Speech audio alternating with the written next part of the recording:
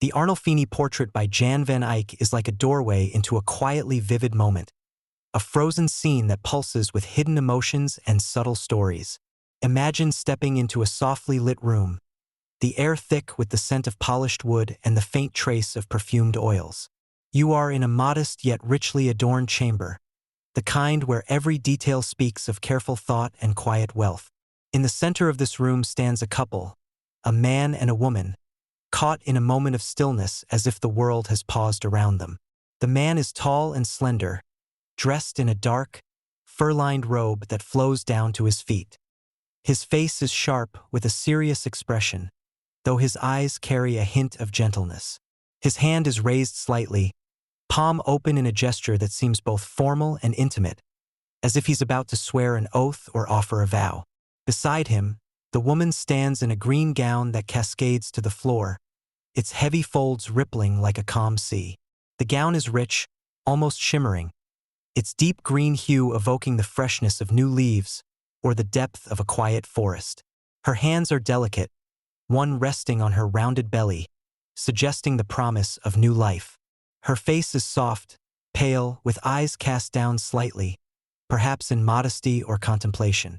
There's a quiet strength in her posture, a gentle dignity that speaks of her role in this partnership. The room itself is intimate, with walls covered in warm, wooden panels and a window to the left that lets in a gentle light. This light plays across the scene, highlighting the textures and details, the sheen of the wood, the softness of the fabrics, and the glint of a polished mirror that hangs on the wall behind the couple. This mirror is small, round, and framed in ornate gold, and it captures more than just the reflection of the room. If you could see it, you'd notice that it reflects not only the backs of the couple but also two other figures, perhaps witnesses to this moment, standing just outside the frame. The floor beneath their feet is tiled in patterns of red and green, cool to the touch and carefully arranged. Near the window, a small, wooden chest sits quietly, its surface smooth and polished, suggesting that it holds precious items or perhaps the linens of the household. Above it, a small, carved statuette of Saint Margaret, the protector of childbirth, is nestled in a niche, watching over the scene with a silent, eternal gaze. Near the couple's feet, a small dog stands, its fur smooth and shiny, like a living bundle of warmth and loyalty. The dog gazes up at the couple with an expression of calm contentment, its presence adding a touch of everyday life to this otherwise formal scene.